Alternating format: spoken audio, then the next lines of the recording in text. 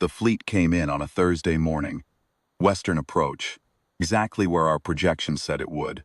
I had been the Ashline's watch commandant for 11 years. My mother had held the same post for 14 years before me. Her mother before her, 8. The Voss family had stood watch on the western approach sector for 3 generations, not because the post was honorable, though it was, but because we understood, in the way that people who grow up reading the old records understand, this moment was coming. Not might come, was coming. The Vreth Dominion had abandoned a scorch-and-leave strategy, not a permanent withdrawal. They had burned what they thought was a finished world. Finished worlds do not require return visits. But real estate is real estate, even across 35 millennia. They would come back when their own pressures demanded it. We had 35,000 years of records that said so. We read every one of them. The ash line stretched 800 kilometers to my north and 900 to my south, curving with the old coastline, its upper pylons rising above the cloud deck into the high atmosphere. Below me, the shelf cities of the rebuilt shore glittered in the early light, their towers climbing to heights that would have been impossible with the metallurgy of the pre-scorch era. Above me, in orbit, the carrier formations of the 9th and 11th fleets held station. None of it was new. All of it had been positioned, calculated, ready for years. We had not scrambled this morning. We had simply stopped sleeping. At 061 local, the Vreth transit bloom opened at 2 million kilometers out. I watched it on the main board. The bloom was clean, a large formation, disciplined emergence, no stragglers. I had studied enough Vreth doctrine to read their intention in the spacing. A resettlement vanguard, not a pure combat wing. They had come expecting a dead world, or at worst a primitive one. They had come ready to land. The combat escorts on their flanks were an afterthought, the kind you bring because doctrine says to, not because you expect to need them. My second officer, Hirath, looked at the contact count and said nothing. There was nothing to say. We had briefed this contact profile 10 months ago when the long-range arrays flagged the transit preparation. We had briefed it again this morning at 05 thorough. The number on the board matched the estimate. That was not a surprise. That was preparation. At 0631, they sent a signal on the broad colonial approach frequency, the same frequency the Vreth Dominion had used, according to our records, when they first arrived at this system 35,000 years ago. The signal was an ownership declaration, standard Vreth reclamation language, transmitted in the expectation that no one was listening. That was the flaw in their reasoning, and it was the only flaw that mattered. They expected silence because they had left silence behind. What did not account for was that the things they had left behind included their own language. I keyed the response channel. I read from the prepared text, the same text that had been composed, reviewed, revised, and handed down through the Ashline's command staff for 200 years. I read it in Old Vreth, not modern Vreth, which had drifted in the decades of their own internal conflicts. But the court dialect of the Dominion at the precise moment of the scorch, preserved verbatim in the records our ancestors had salvaged from the ruins of the first contact. I read it without an accent. We had worked on the pronunciation for 2 centuries as well. The response I read was simple. It acknowledged their reclamation declaration. It informed them that the property in question been occupied continuously since their departure and was not available for resettlement. It invited their fleet commander to a formal channel for further discussion.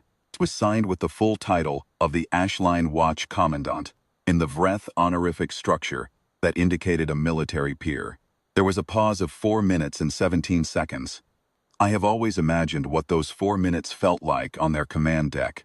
The calculation of the transmission lag, the rereading of the signal, the confirmation that the language was not a recording or a trick but a live response, the realization that the language was their own court dialect spoken without error, and then the longer, heavier realization of what that meant. Someone down there had kept that language alive.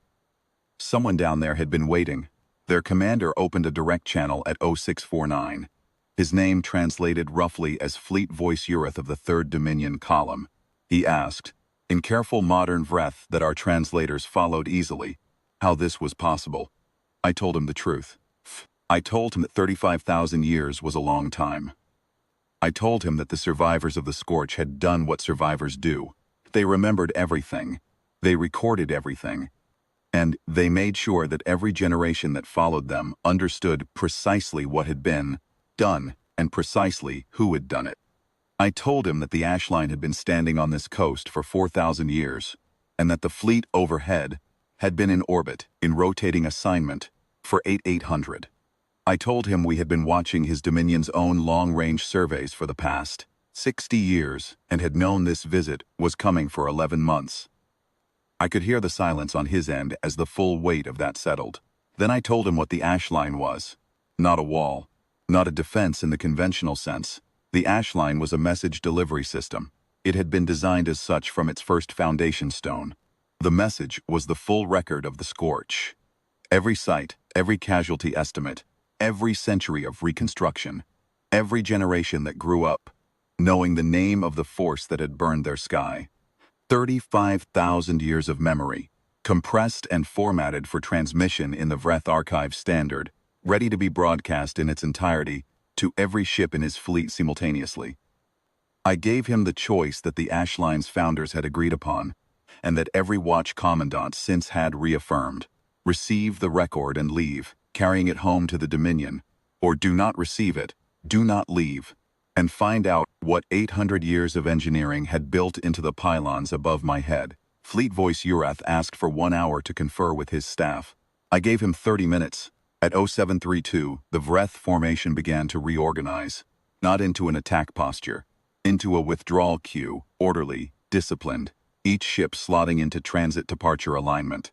147 souls, military and transport both, preparing to leave. We broadcast the record as they queued. Every ship received it, whether they had asked or not. That had also been decided 200 years ago. They would carry it home. The Dominion would know what was here. 4 ships did not enter the withdrawal queue. They were the combat escorts on the far northern flank, and their departure from formation told me everything I needed to know about what their captain had decided. I passed the targeting solution to the ash line's northern pylons and to the carrier groups above. I did not hurry. 4 ships crossed the engagement boundary at 0741. The ash line did what it was built to do. It was not loud from where I stood. The pylon discharge sequence takes 6 seconds. Afterward, the debris field was already beginning to disperse into the orbital lane. Hareth logged the engagement time and duration. I confirmed the log. The main Vreth formation completed its transit queue at 0819 and jumped. The western approach was clear. I wrote my watch report at my desk overlooking the shelf cities and the sea. The old ruins of the pre-scorch coastline were still visible at low tide. If you knew where to look, the foundations of buildings that had stood before the burning, now just shapes under the water, softened by 35,000 years of current. My mother had shown them to me when I was a child. Her mother had shown her. The lesson was not grief. The lesson was memory. We had remembered, we had prepared, we had answered. The watch was over. I marked the board green, poured a cup of cold coffee, and started writing the brief for the next shift.